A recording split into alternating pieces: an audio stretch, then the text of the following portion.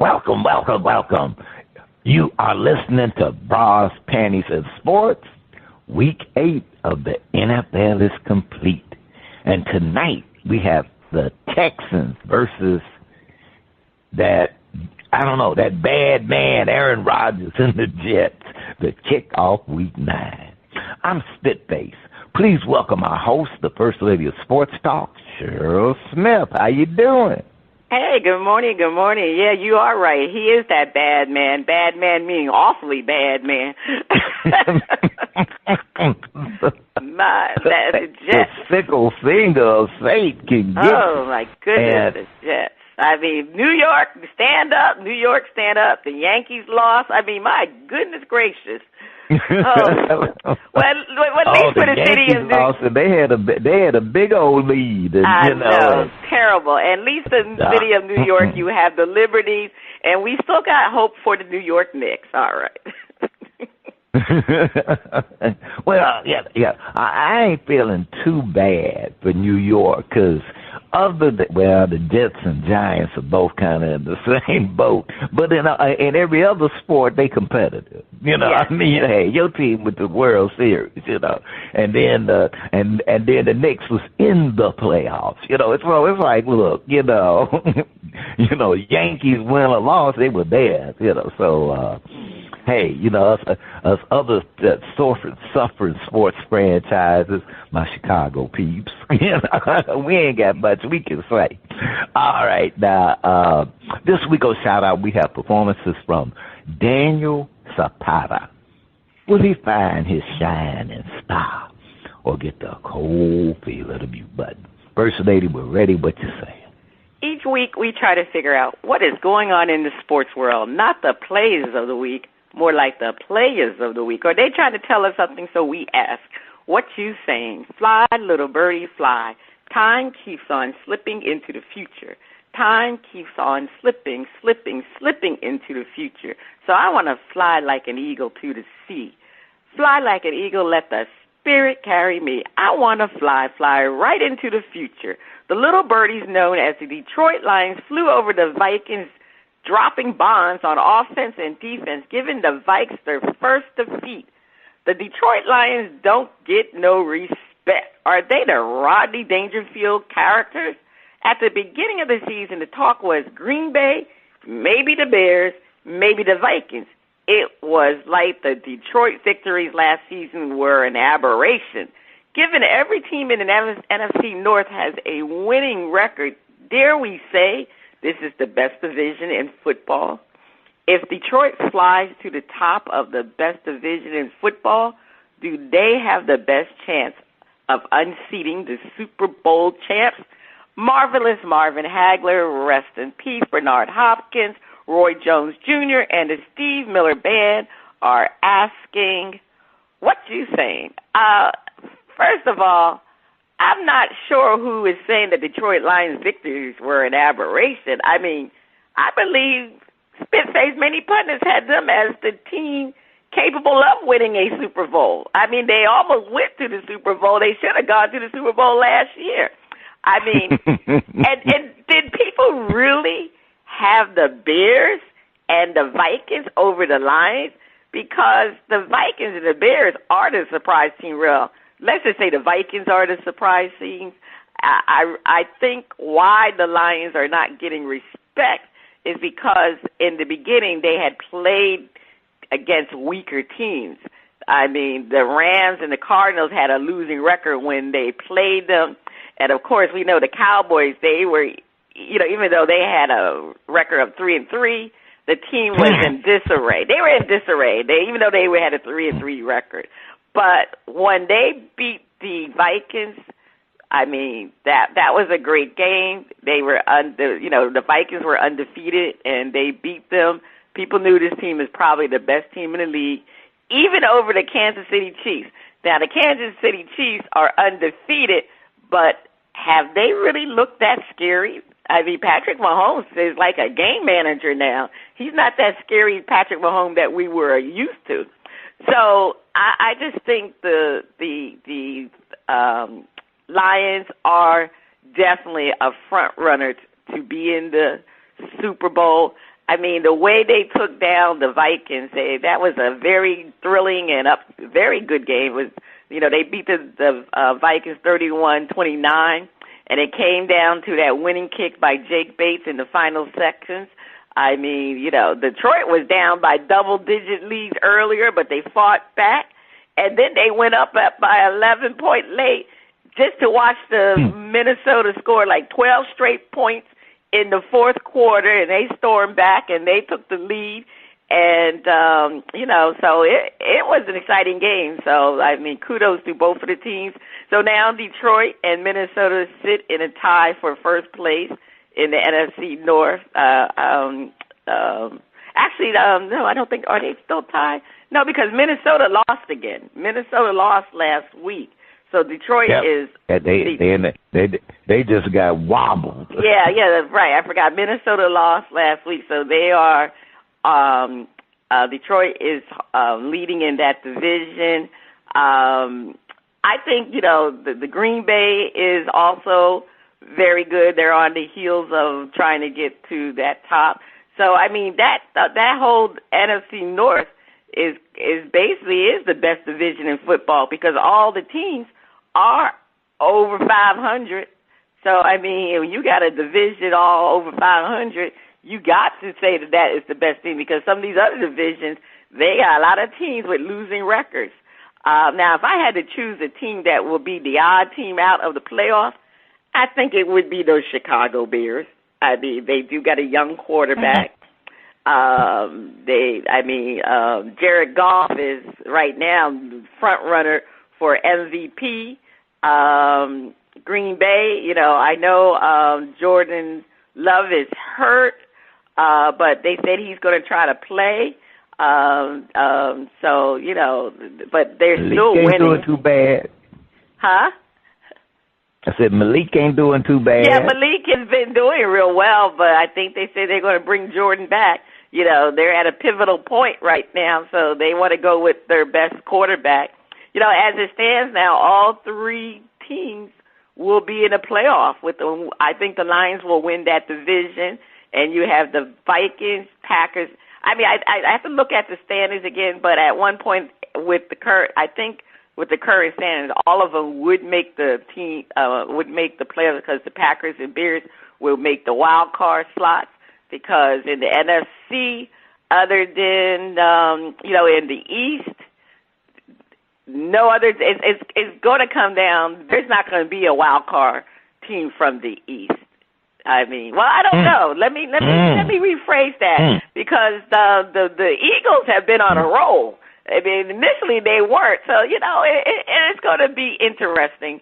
So it will be interesting. But Detroit is the team to beat. They're averaging like 40 points per game.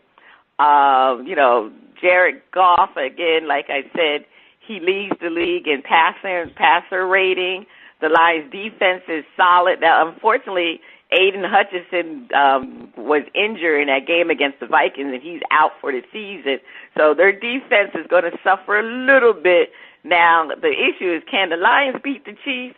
Yes, I think Detroit is the best all-around team that can definitely unseat the Chiefs. Now, I root for the Chiefs, but there is a possibility they could be unseated because from what I've seen with the Chiefs this year, they just been getting by. Even though they have they're undefeated, they really have not knocked teams over. They just been getting by.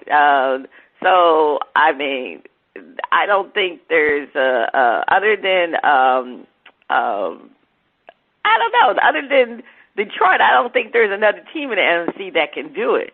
Now the Ravens, the Ravens had a horrible loss to the Browns this last week, but they can beat the Chiefs, especially if they meet in the conference championship because of Derrick Henry. He is a game changer. Lamar seems to be more explosive with the fact that teams have to look out for Derrick Henry and his rushing attack, and that just opens things up for Lamar more.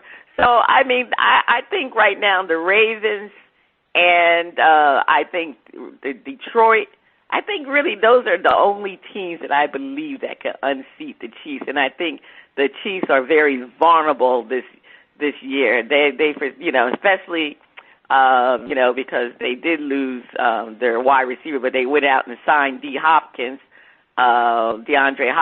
So, we'll see how that works out. But, Detroit is the team to beat, I think. It might come down to Detroit and the Chiefs or Detroit and the Ravens. All right, Spitface, what you saying? First lady, first off, I'm going Jared Goff. If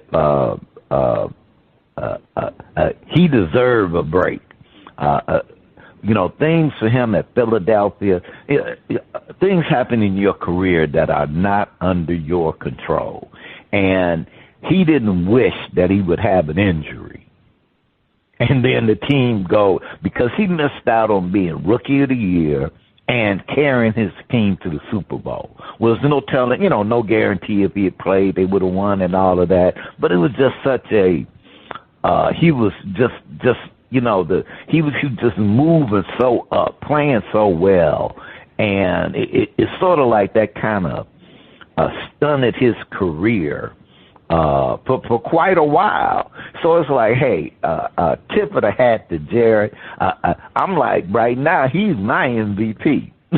I'm going, brother, you playing balls out. I got to give it to you. And it's not let's say the sports talking heads. It's the NFL fan base is not giving Detroit any respect. They're not getting that because it's sort of like, how like you can, you can hate a team, but you respect them. Like, hey, look, I hate such, but hey, they playing.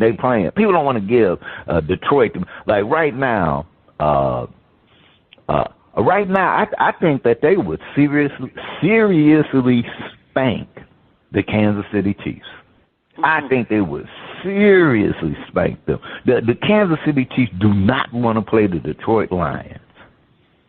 And part of that, even with, like you say, it might be a little drop-off on defense, but I don't think it's going to be that much a drop-off. If anything, somebody might just step up. Well, I'll get some of them sacks. So I don't think they're gonna miss too much of a beat. And if they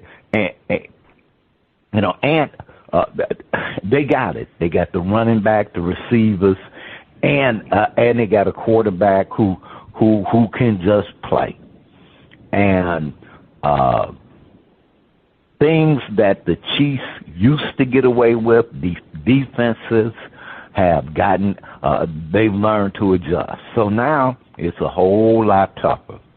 But right now, I would say that Detroit would, like I said, Detroit would give them a serious beat down. But the other two teams, the Ravens could get them. But also, I think that the Texans could get them in the playoffs. Right now they steadily improving, steadily, and so I could see them. It might be a little bit of a nail biter, but I could see the Texans upsetting the Chiefs. So them and the Ravens. Now everybody else, and look, y'all, I am not buying the hype of the Buffalo Bills. I am not buying that hype. The Buffalo Bills are like the Indianapolis Colts. Eventually I could see them making it, but they have to go through the wilderness for a couple of years. But I ain't jumping on their bandwagon. All right, First Lady, that's all I'm saying. I still think it's going to come down to beat the Chiefs. It's either going to be the Lions or the Chiefs probably wouldn't even get into the Super Bowl because if they come to the Ravens, if they play the Ravens, I think Lamar is finally going to unseat Patrick Mahomes. That's been his Achilles, his kryptonite. So, he can't beat the Chiefs, but I think finally he will beat the Chiefs. All right, over to you, Spitface. All right, don't call it a comeback. I've been here for years, rocking my peers and putting suckers in fear, making the tears rain down like a monsoon. Listen to the bass go boom. Explosion, overpowering, over the competition I'm towering. Record shop when I drop these lyrics that'll make you call the cops. Don't you dare stare, you better move. Don't ever compare me to the rest that all get sliced and diced. Competition paying the price. I'm gonna knock you out, huh? Mama said knock you out, huh? We are talking about the knockout punches in week 6 and 8 to the Dallas Cowboys, losing to a Lions team 47-9 in their own house, and then on the road to the 49ers. Is there a little buyer's regret with Dak Prescott? Is Mike McCarthy on the hot seat? Could we see a mid-season coaching change? Now, there are several injuries on the Cowboys. Are the injuries, just simply exposing this team as having no depth? The NFC East is tight as a tick. But will the Cowboys right the ship before it's too late? Are the Detroit Lions everything the Cowboys are not?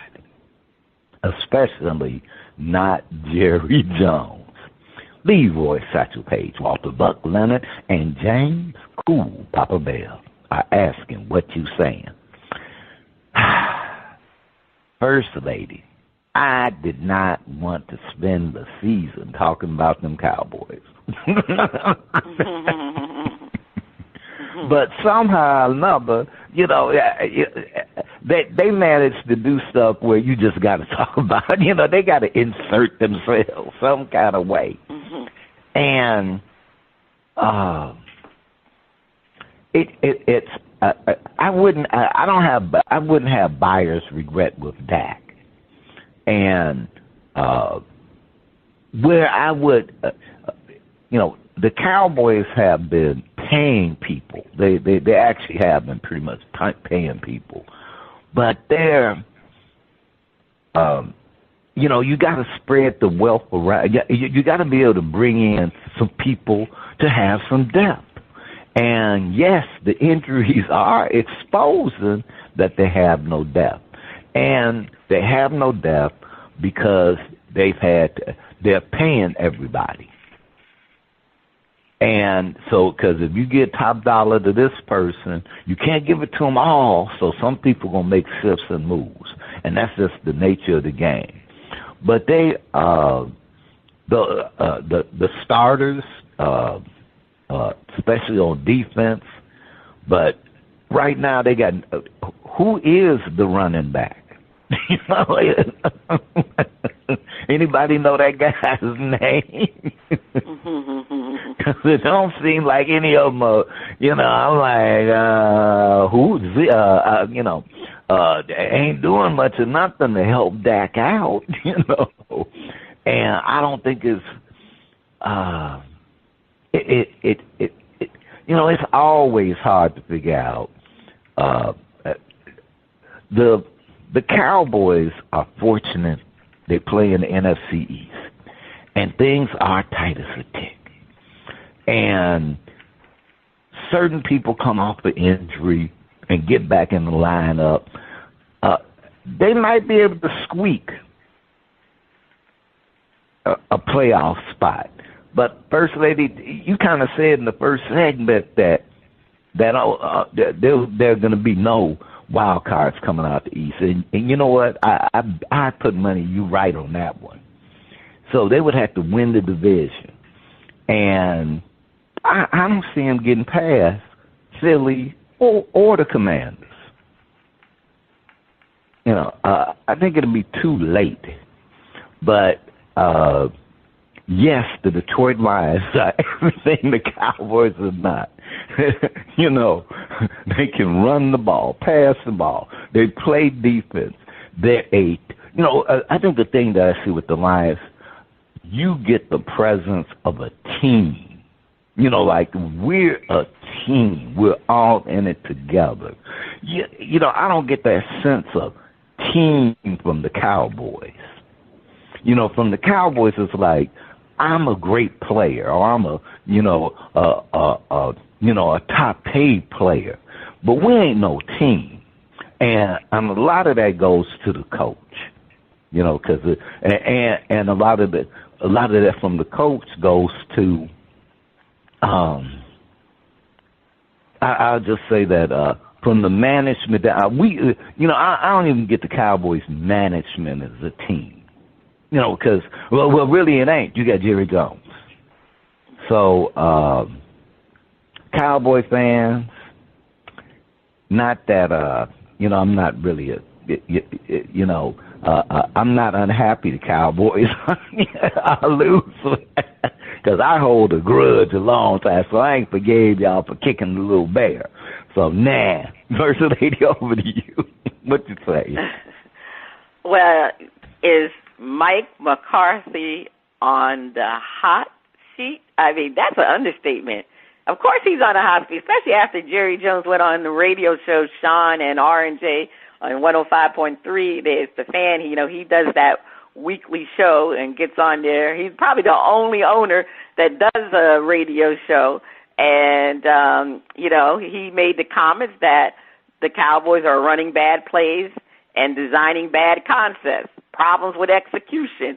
I mean, that was a direct hit on Mike McCarthy, Mike McCarthy said, well, I got to look at films, and I don't think we're running bad play. So, Mike McCarthy is on the hot seat, but guess what? Jerry's not going to fire him midstream. They don't do that. I mean, he's never done that before. However, we know neither did Woody Johnson, the owner of the Jets. But he just recently did that when he fired Saleh. So, it's a possibility. If they don't win this weekend, I don't know. Mike McCarthy could get canned, but I don't think he will.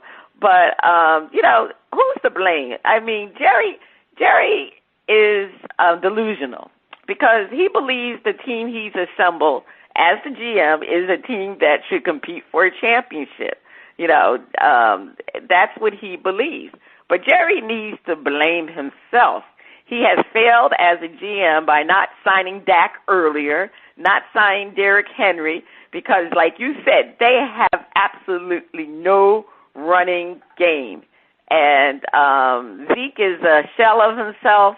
They had injuries on the defense with Trayvon Diggs and Micah Parsons. But you want to know something? Before they got injured, they were still having problems on the defense way before Micah and Trayvon Diggs got injured. I think they're both Micah didn't play, but Trayvon is back in the lineup.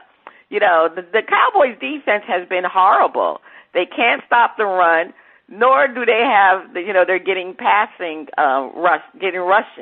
That's what Micah Parsons is supposed to do, but they're not able to rush the quarterback. The Cowboys needs to win. They need to win. They really need to win. They got obliterated by the 49ers, and then the 49ers had, they were depleted of their main stars. Devo, I believe he did play, but he had just gotten out the hospital, so he wasn't too strong. But they just did not play well against the 49ers, and I really think, unfortunately, if they really have no chance at winning their division. And like you said, that's the only way they can get into the playoffs, because they're not going to be a wild card, because if a wild card comes out that division, it's either going to be the Eagles or the Commanders. It's not going to be the Cowboys, because they've their record right now is not great. So the thing is, the difference between the Cowboys and the Lions are a cohesive team. From the upper management to the players. The Cowboys are really in disarray, and you can start from the top, because Jerry's losing it, because he went back on that show and he was talking about players as getting scholarships. I don't know what he's talking about. 5 scholarship. What does that have to do with NFL football? They're not a college team. Jerry's 82 years old. I mean, I don't know if senility is sitting in with Jerry. But he was rambling on that show. I don't know what Jerry was talking about, So the thing is, they need to get it together. They pay all these people, and the team is not good at all. And Dak Prescott definitely does not have buyer's remorse. Why would he have buyer's remorse? He's making almost $60 million a year, part of his $240 million contract for 4 years. He received $75 million signing bonus.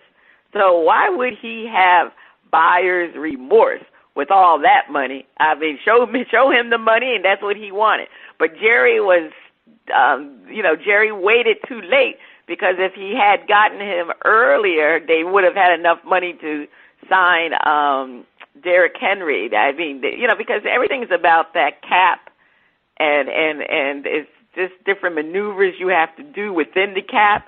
And this is why I said Jerry needs to sit his old behind down and let either his son take over or get somebody else. That's all I'm saying. Well, First Lady, I will say this. The Cowboys are playing a hot Atlanta team, which doesn't bode well. Please take us to break. Stay tuned. Coming up next, we have a performance from Daniel Zapata on Shout Out Part 1.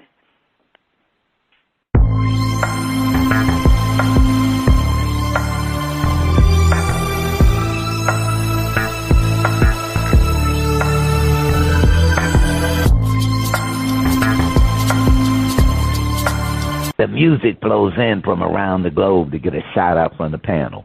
First Lady, I can't wait to hear the music from Daniel Zapata. On Shout Out, we feature new independent artists who are looking to find their shining star. If we like what we hear, we'll give the track a shout out. If we don't like it, we hit the mute. On the first part of the shout out, we are featuring music from Daniel Zapata out of Miami, from his hit album, In My Dreams. They say, quote, Daniel Zapata is a versatile musician and songwriter, blending cultural influences with a contemporary sound. His profound lyrics and dynamic performances captivate audience, offering an unforgettable musical experience, end quote. I don't know. I never heard of Daniel. I live right here in South Florida. But anyway, I'm going to hear him now. All right, DJ, let's hear Every Day.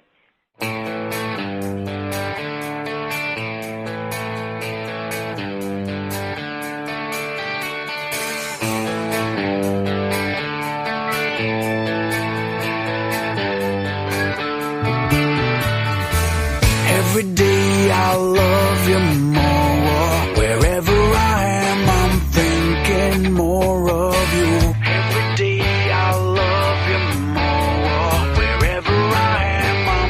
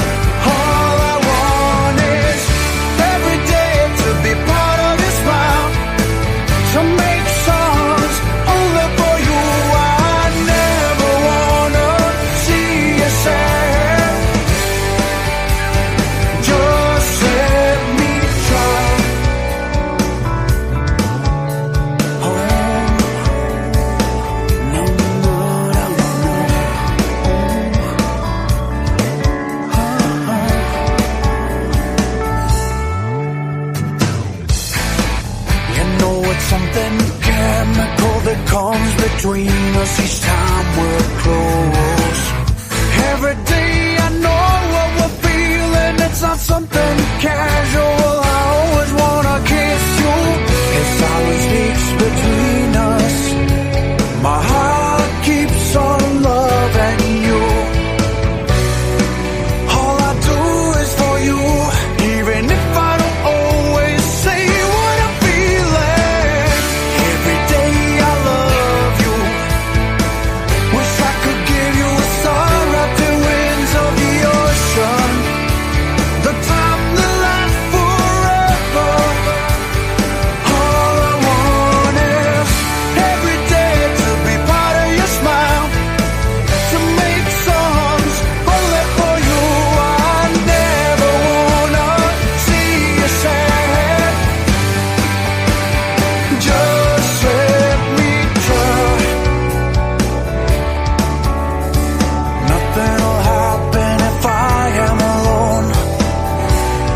Let's be together always. We can't let things be blown off with the wind,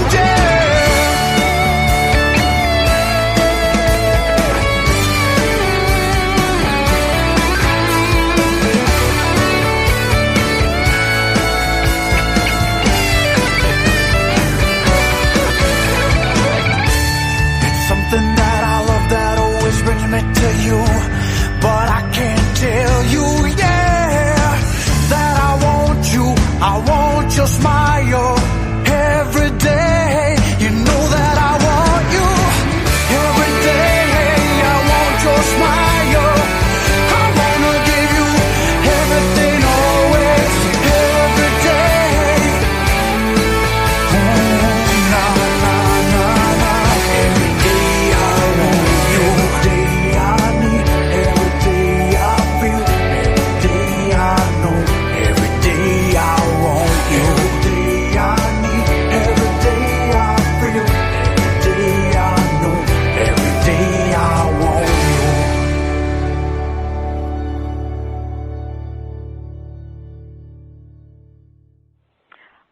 All right. That was Zapata, Daniel Zapata. I have to say that that was I enjoyed that song. I enjoyed him. His voice is very smooth. A lot of depth to the song. He is a songwriter. He didn't have the same lyrics over and over again. So call every day. So I want to shout it out. Definitely shouting it out. All right, Spitface, you shouting out or hitting the mute button? Hey, every day I want to be part of your smile. I like you said, I love his lyrics. I love his lyrics, and I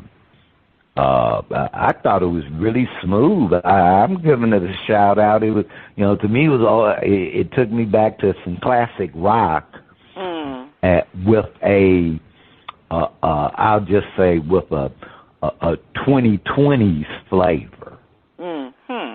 Yeah. Just enough, just a touch, that hey, I'm in that vein, but really, today's music. So I say today's rock. So right. It's not hard rock. It's soft rock, though. Yeah, like you said, classic soft rock. Yeah, it's got those touches. I'll say that. That's right. All right. Well, you're shouting it out. Okay, so in part 2 of Shout, we'll feature another performance from Mr. Daniel Zapata. Is that the sound of our favorite underwater friend? I know Flipper is glad the hurricane season is almost over. It's time for Flip It.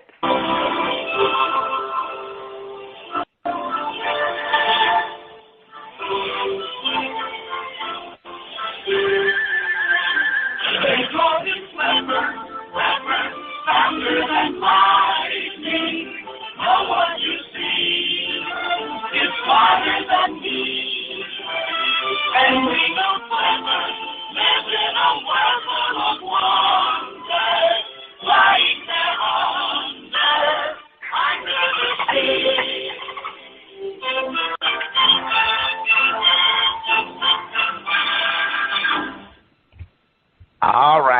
right. Yeah, First Lady, one thing about Flipper is that the majority of the time he got a smile on his face.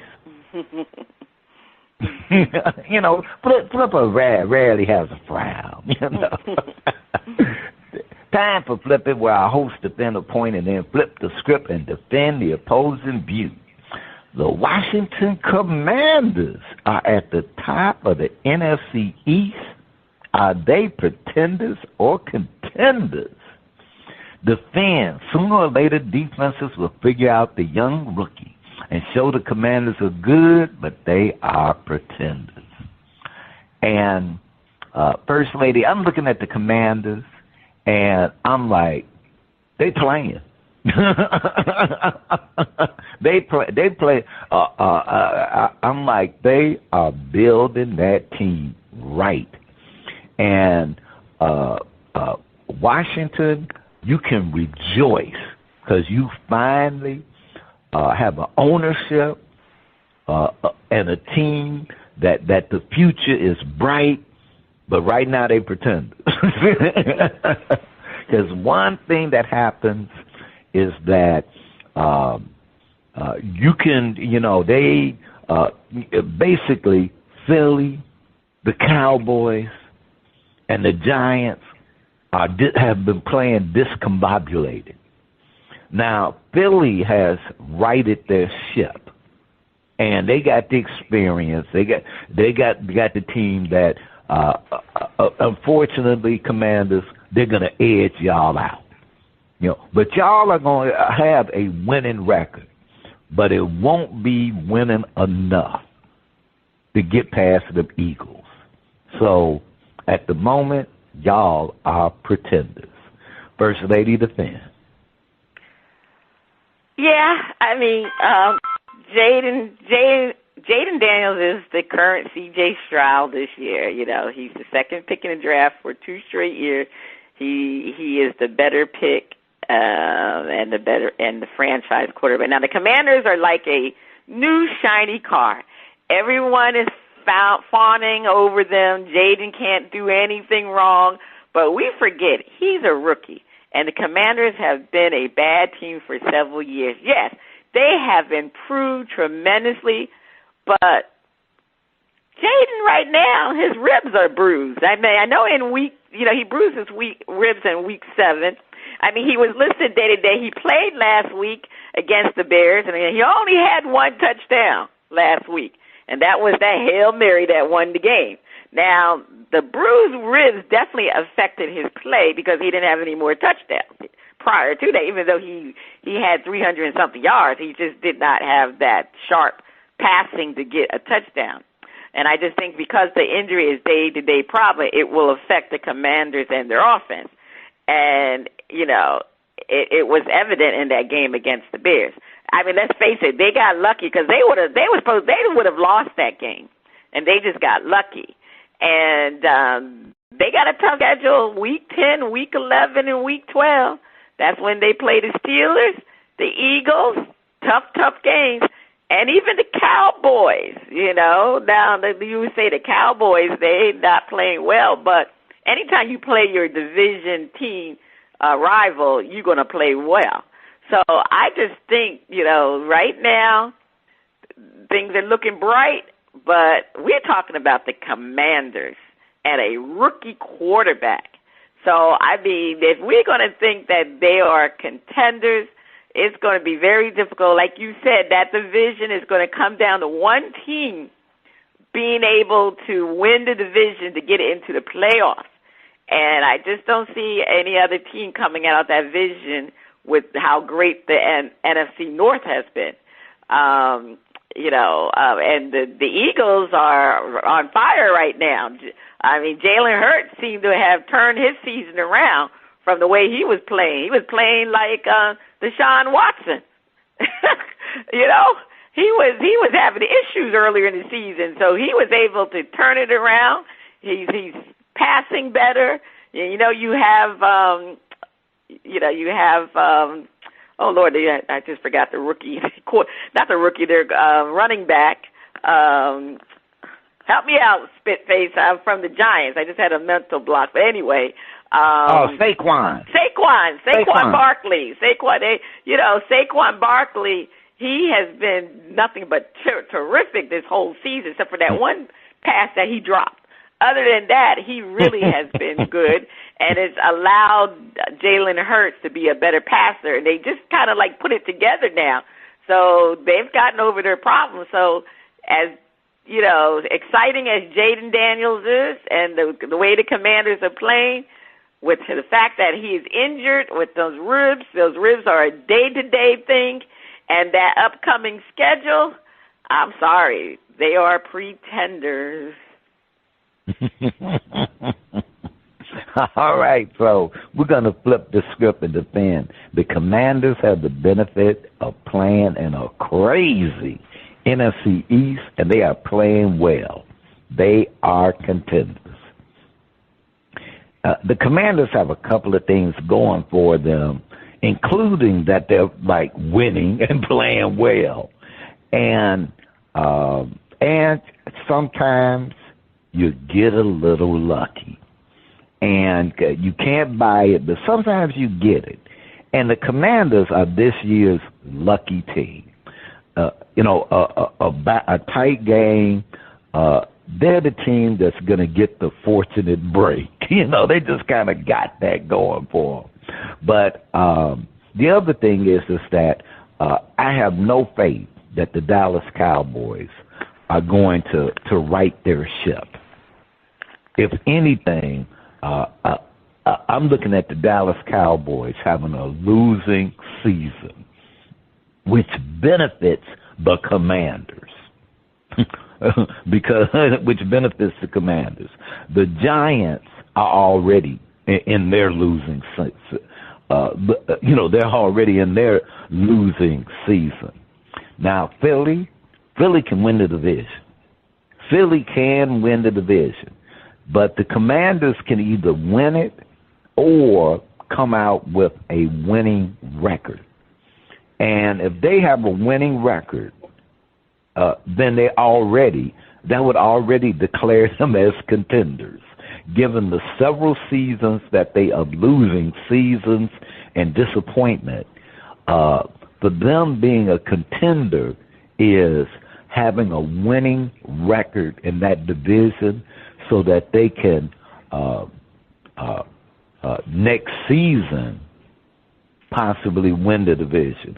And great things happen. The NFC North right now is the strongest division in the NFC, but they got a lot of those teams got to play each other, and so that's going to chop some of them down.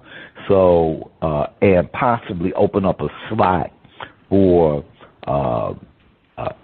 another division to get a playoff wild card berth, and that could be the Commanders. So they are contenders, either because they'll have a winning record, or because one of the teams in the NFC North will lose to another team in the NFC North, and that'll open up a playoff slot for the Commanders if they don't win the division. First Lady, please defend.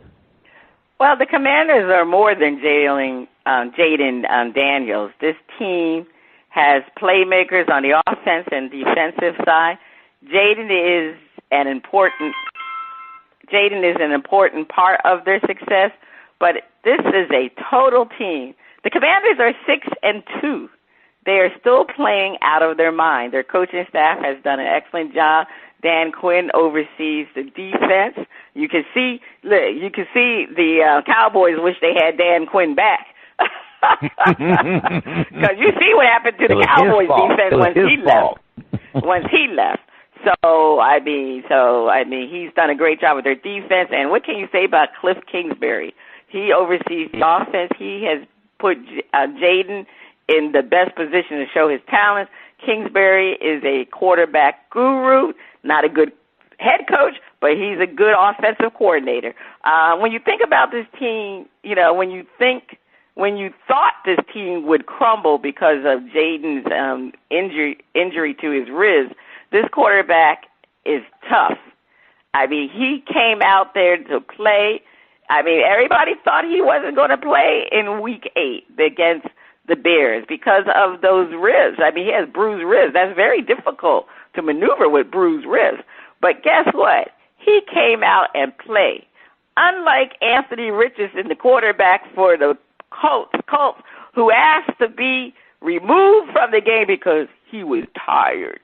Now, there's a difference in quarterbacks. Now, Jaden, he played the entire game with bruised ribs. I mean, they had a corset around his ribs, and he played an entire game, and he still played well. Now, he wasn't as spectacular as he was normally, but Jaden was able to stay poised. I mean, that's the reason why they was able to get that perfect Hail Mary pass to win the game. But this team is very steady on defense and offense. Now, they just have to win the division. Like we've been talking about, the Cowboys are a complete mess. They're 3-4. The Eagles have been playing real well now. The Eagles are back in it. Now, it's going to come down to the Eagles and the Commanders to win that division. I'm still thinking the Commanders are the better team. I still think it's going to be difficult if the Commanders do not win that division. Like you said, maybe one of the teams in the North, and I said that would be the Chicago Bears.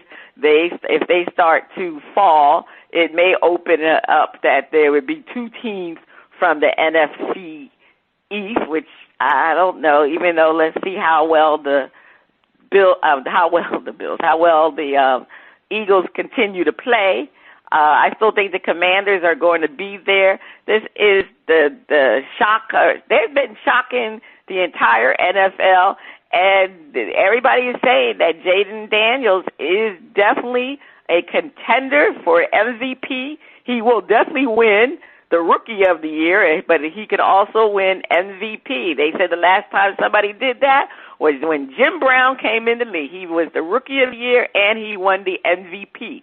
And Jaden Daniels has a chance to make history because that's been a long, long time. So, I mean, I have to put the Commanders as a contender because they are really in it to win it. In it to win it.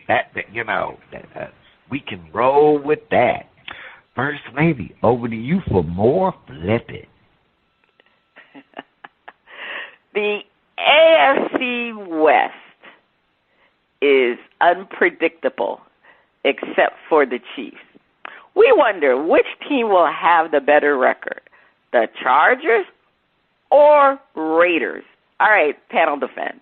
The Raiders are an enigma wrapped in a question, but like Pirates, they sneak their way up and edge out the Chargers. All right, defend that, Spitface. First Lady, I didn't start, I've never been a Raiders fan, but I've never been quite against the Raiders, and that's probably because the Raiders and the Bears, didn't play a lot. So, so that way I didn't, okay, look, so I didn't gain like that. There was no rivalry. And then they played in the AFC West, and I didn't particularly have any team in that. But right now, the Raiders are a sneaky team. And, they'll have they'll have one win, and then all of a sudden they'll win 2 games. And then they'll go, okay, well, we're not going to go anywhere, but we see that if you beat us, that's going to get you in the playoffs. And they'll win that game. We'll mess around and win that game. Now, the Chargers are actually a better team, and they're going through the transition with their coach of becoming an even better team. And Herbert or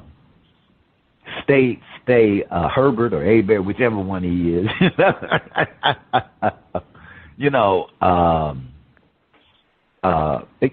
sometimes, they can just be an unlucky team. And somehow, some way, those damn Pirates, them skull and crossbones with that eye patch, will find a way to just edge the Chargers. The Chargers might not have a winning record this season. And the Raiders are probably not going to have a winning record this season. But they'll win just enough, and the Chargers slip up to actually maybe have a one game when it's all is said and done. They'll have one game over them at the end of the season. That's okay. Well, despite problems in the first half of the season, the Raiders proved to be always a slow starting team. They did it last year. They eventually ended up with an 8-9 record. The majority of those wins were in the second half of the season. And they've had some issues with playing consistently. Their offense is not that great. Even though the Raiders' current record is 2-6, they have a very favorable schedule for the second half of the season. Now, the Chargers also have a favorable schedule, but traditionally the Chargers, they lose games that they should win. Every time we talk about the Chargers, we always say they in thick. They got Justin Herbert. They're going to be in it to challenge the Chiefs. And guess what happened? They start losing games. And then next thing you know, they just slide in maybe to the playoff, but most of the time they slide on out of the playoffs. They've always have struggled and played badly in the second half of the season. Now, Jim Harbaugh is their new coach. It'll be interesting if this happens again. But it's happened just about every year since Justin Herbert has been their quarterback. They just, for some reason, that second half of the season, they start to fumble and they just don't play well. Now, the Raiders have played so badly the first half of the season, but I expect Pierce to rally the troops. And they played hard for him last year at the end of the season because, he was trying to determine whether or not he would get the job or not. But, they're going to have to play hard for him again that second half of the season, see if he's going to keep the job because we know how the owner is. He's a very unpredictable owner. He fires people very quickly.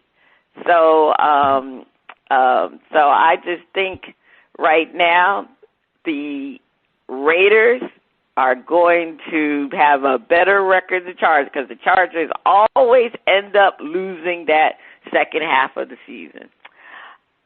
All right, it's time to flip the script. All right, panel defend. If Herbert stays healthy, that's a big if, they will challenge KC for the top spot. Raiders ain't got a chance. All right, defend Spitface.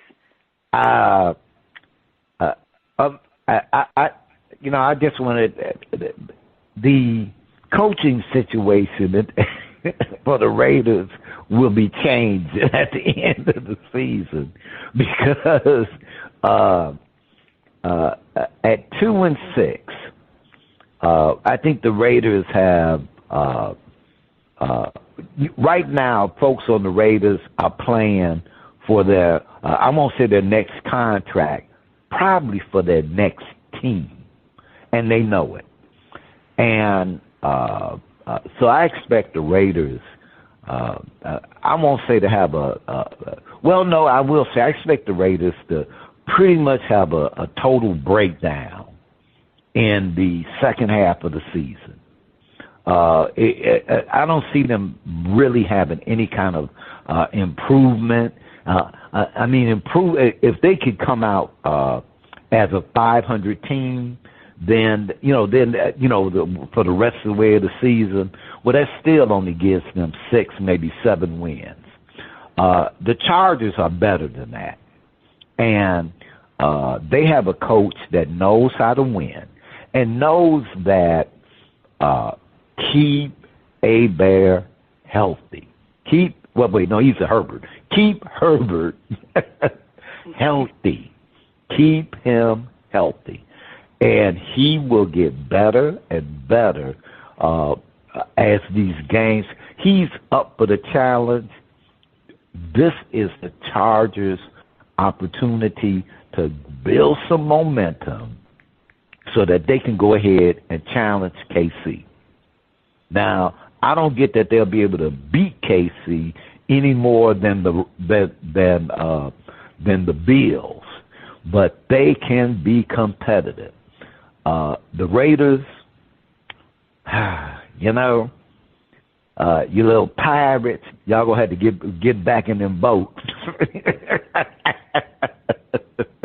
and roll on. And 2025, y'all get that good draft pick. That's what I'm saying, personally. Okay. All right. Well, the Raiders played really well with Antonio Pierce as the head coach last year, which propelled him in receiving the head coaching job this year. He was considered a player's coach. However, it seems that the team has turned on Antonio Pierce. They're not playing hard for him like they did last year. There was the Devontae Adams debacle where he liked a Twitter or Instagram post to trade Adams. After seeing the post, Adams requested a trade, and he was shipped to the Jets. The Raiders were already deprived of playmakers on their offense, and their offense has been a disaster. They have a rookie offensive coordinator in Luke Getsy. They ranked 28th in total offense, 18th in passing, and 31 in rushing. They average 18 points per game. That's 26 in the NFL. Gardner Minshew is not the answer at quarterback. With a 2-6 record, this team does not have a chance to have a better record than the Chargers. The Chargers, now, they can't afford to waste the years of their quarterback, Justin Herbert, because, he is a good quarterback.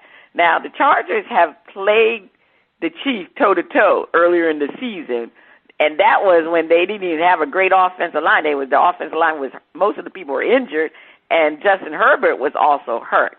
So the Chargers have played well recently. I believe the Chargers will challenge the Chiefs because of that defense. Now, we don't talk about the Chargers defense, but since Jim Harbaugh, he's a defensive coach too, like his brother. But since he's been on on that team, he's made sure to have that defense very top-notch and stellar. They're in the top 5 in just about every defensive category, and the team is well-balanced.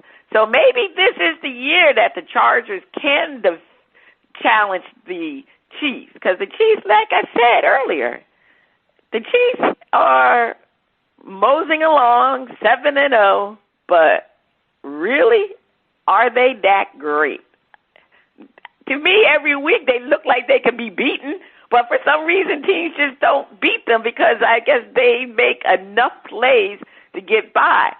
But I think the Chargers play the Chiefs very well, very well. And I think with Harbaugh as their coach, Jim Harbaugh, I think this is the time that they can beat the Chiefs. They can challenge that Chiefs. Now, whether it's going to be for the top spot, I don't know, but I think they can challenge them if they meet up somewhere along in the playoffs. But the Raiders, man, let's just say the Raiders are always having issues. I mean, the silver and black, ever since they left Oakland, they just can't do right. I mean, I don't understand why they're having issues. I mean, they're almost like the Dallas Cowboys because they got an owner that meddles a little bit too much for me. Mark Davis. I remember his father, Al Davis, right? Mark Davis is the owner. So, I mean, Pierce, like you said, spit face, he's dead coach walking. But I just don't. The Raiders can't do it. They don't got a chance. But the Herbert and the Chargers, maybe with having a better coach, they can hold on and challenge the KC Chiefs. I think they can do it. All right, over to you, Spitface. Well, on the other side of the break, we have another performance from Daniel Zapata. Let's see what he can do on Shout Out Part 2. Please stay tuned. Keep your ears on those speakers.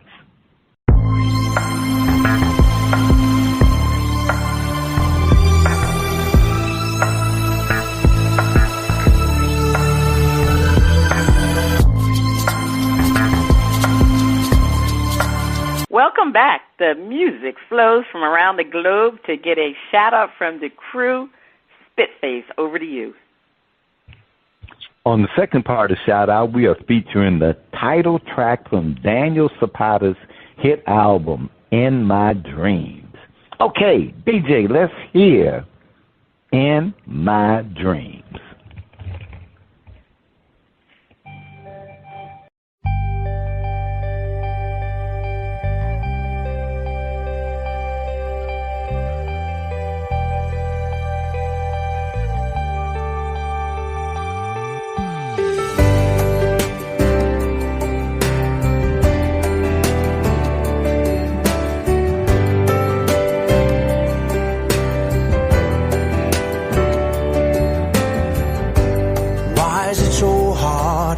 To say all the things I feel. I didn't tell you when. How long has it been since I last saw you?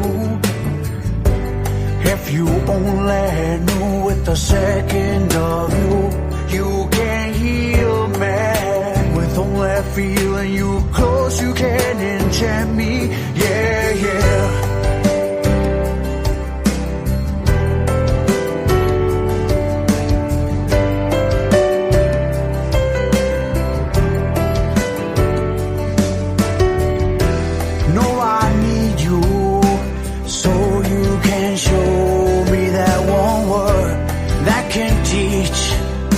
My heart how to beat, because it doesn't if you're not next to me. Come close and you know I'm lost. For only those instants I escape into your smile that has trapped me in to let go. I don't want to, cause when you're away, inside me yells a voice that wants to find you, but I know that now you're gone, and in my dreams is where I look for you. Oh yeah, yeah, yeah. At least my gift is that feeling, to know I'll see you when I'm dreaming. But what can I do if your body pulls me to you? If I'm trapped by your skin and by your smile, by the ways I love to touch you, and I know I have you here. And even if it's just this moment, let's make this moment last forever.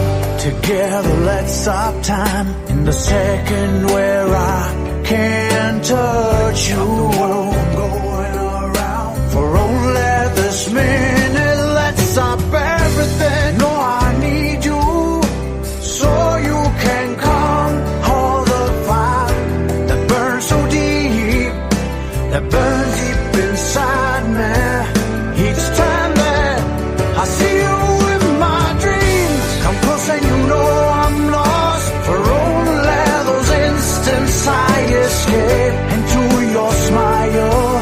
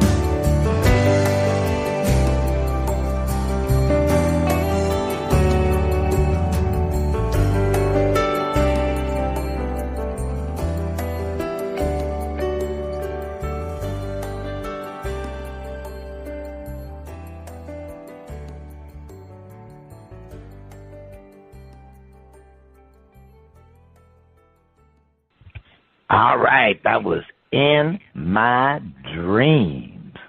And I'm shouting it out, First Lady. I love how he's really a good songwriter. And I love lyrics that tell a story or put you in a mood. And I'm shouting him out. What's the verdict? Oh, yeah, I agree with you 100%. His songs do tell a story. And he has a nice voice, too. He has a nice voice.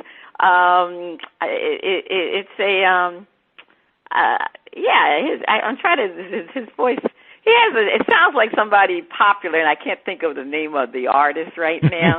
But, Daniel Zapata has very good skills, very good musical skills. Like you said, songwriting and his voice. And I really like Daniel Zapata. And he's out of Miami. I have to see if he's playing anywhere locally here in Miami. I'll have to Google him later and look to see. You might have to catch you might have to catch Daniel. Yeah. Yes. I'm not really don't listen to classical rock, but I can listen to Daniel Zapata, definitely. So I'm definitely shouting him out. All right. This is the end of Shout Out. But you can check out Daniel Zapata at danielmusic.com and the Old Grumpy Radio Network. If you would like to be heard or have any comments, please send your emails and tracks to talent@oldgrumpyradio.com. First Lady, over to you. All right. It is time for the picks. And, oh, my gosh, the production staff, we only had gotten the results for week 2. But they had worked diligently. Unfortunately, we don't have week 8 results, but going into week 9, we do have everything through to week 7. So let's go over these results. Okay, week 3, Dizzy Mac led with 60 million points. I had 20 million points. Spitface, you had a very rough week, and you had minus 100 million points for week 3. Basically, you just got about everything wrong except for one. Anyway, moving along. Week 4, I led with 68 million points. Spitface had 48 million points. Dizzy Mac had 28 million points. Week 5, I led with 40 million points. Dizzy Mac, he put up a 0. He didn't lose any, didn't win anything. Spitface, you were minus 30 million points. All right, week 6. I had 60 million points. Dizzy Mac had minus 60 million points. Spitface, you were, again, you didn't lose, you didn't win. You were at 0. And like I said, week 7, that was the first bad week I had. I had minus 15 million points. Spitface, you had minus 35 million points. Dizzy Mac had 25 million points. So, going into the results for week 8, which I do not have, but as of through week 7, got a very close race between Dizzy Mac and myself. I'm at 218 million points. Dizzy Mac is at 208 million. And Spitface, you in the red. You at minus 132 million. You need to stop going with all them home teams. But anyway, that's your model. You like going with the home teams. I know how you are. So anyway, let's get to the current picks. We in week 9. Thursday gotcha game. Thursday, you got to win that Thursday gotcha game. Oh, okay, wait a minute. I see the producer is up the winners and loser points because usually a Thursday gotcha game is more points. All right, 35 million points. The Texans versus the Jets, and this is in New Jersey. It's a home game for the Jets. Oh, my goodness. A part of me wants to say the Jets. I don't know. Well, you know what? I'm going to say the Jets. They got to win. This is like do or die. So I'm going to go with the Jets. We'll get Dizzy Mac's picks later. Spitface, who you going with? You going with the home team? I'm going with the home team. I'm rolling with them Texans. You rolling with the Texans. I know, part of me, but all Aaron Rodgers need to see is a good defense. Yeah, but I just think the Jets got to win that. They got to win that game. Maybe it was because something with Diggs being out, I don't know. They got to win that game. All right, Broncos versus the Ravens. All right, this is winners or losers, 50 million points. They producers up the ante on these. All right, Spitface, who do you have? I'm going with Lamar and that mean running back. All right, well, they got to win this game because, come on, they lost to the Browns last week, so they got to have a bounce back game. I'm going with the Ravens also. Bears versus Cardinals. I am going to go with the Cardinals. Kyler Murray, they beat my Dolphins last week, and they might be on a little roll. Who do you have, Spitface? I'm going for a Bears bounce back after that heartbreaker. All right. Lions versus the Packers. Who you have, Spitface? I'm going with that mean Lions team. I don't know. But Jordan Love is her. I'm going to go with the Lions, too. I don't know, but the Lions may not play well on the road like they do at home. And this is Vikings on the road. Yeah, but that's an indoor. Isn't the Vikings is an indoor dome though? That's right. The difference. Okay. The weather nice up in Green Bay. Oh, really? It is. All right, I'm gonna go with the Packers on this one because I don't think Jared Goff. Snowy ice or nothing. Jared Goff doesn't play when it's cold. He like Tua. He doesn't play in cold weather that well, and we know it's getting cold in Green Bay. All right. They ain't got no cold weather. All right. Rams versus the Seahawks. Rams versus Seahawks. Go with you, Spitface. Who do you have? I'm going to roll with the Seahawks. This is a scary game for me because I really like the Rams, but I'm going to go with the Seahawks at home. All right. I'm going with the Rams. Buccaneers versus the Chiefs. Well, I'm going with the Chiefs. Let's see what DeAndre Hopkins can do. Spitface, who do you have? I'm rolling with the Chiefs, but if they was in Tampa Bay, I might have went with the Bucks. But Chiefs at home, nah. Yeah. All right. So now we got over under push, 25 million points. All right. Baker Mayfield, 2 passing touchdowns. Who do you have, Spitface? Over, under, or push? I'm going over. Yeah, Baker's been balling. That's a good defense. I'm going to go with push. Well, you know what? I'm going to go with under. Under. I don't think Evans is coming back, but he uses that's a tough one for me. You know what? I'm going to change it. I'm going to go with push. I'm going to do a push. C.J. Stroud, 250 yards passing. All right, I'm going to go with over. What do you have, Spitface? I'm going with over. All right, Caleb Williams, 1 interception. Spitface? Push. I'm going to go under. Derrick Henry, 110 yards rushing. I'm going to say under. Who they playing? Okay. Who they playing? They playing Broncos. Yeah, I'm gonna say under. What do you have, Spitface? I'm going over. I think he gonna run amok. Oh, you do? Okay. Jared Goff, 3 passing touchdowns. Spitface. Push. I'm going with under because, like I said, it's in the cold weather. Geno Smith, 2 interceptions. Geno can put some interception. I'm going to go under. I'm going to do under. I'm going under. You going under, too? All right, Patrick Mahomes, 1 interception. Spitface? Under. Who he playing? They playing the Bucks.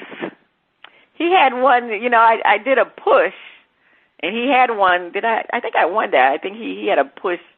Patrick sometimes takes chances, so you're going under. I'm gonna do a push. All right. So we'll have 2 weeks results next week, and we'll see how we do. It's already week 9. We got 8 more weeks left. All right, Spitface, what is your top story to watch this week?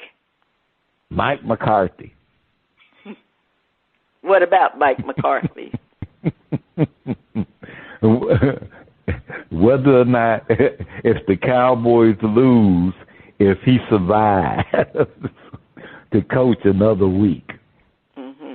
Well, my top story this week is that bad man, Aaron Rodgers. Because if Aaron doesn't play well again, he may get benched. Because isn't there backup quarterback? What's his name? Isn't he he's Tyrod? Isn't it Tyrod? Isn't Tyrod the backup quarterback? Tyrod? They got Tyrod? Did they get him? I'm not sure. I'm not sure either. I thought it was Tyrod Taylor. Is it Or I saw Tyrod with some Taylor. We're gonna Google. Right now. I'm gonna say who is the Jets backup quarterback. Who's the Jets backup quarterback? Yeah, Tyrod Taylor. That's what I thought. Oh. Tyrod Taylor is the backup quarterback. I think he do a heck of a lot better than stand in the pocket and get sacked. Bad man Aaron Rodgers. Shoot. I think that's the story to watch, because if Aaron Rodgers does not have a good game, I think he will be benched. All right.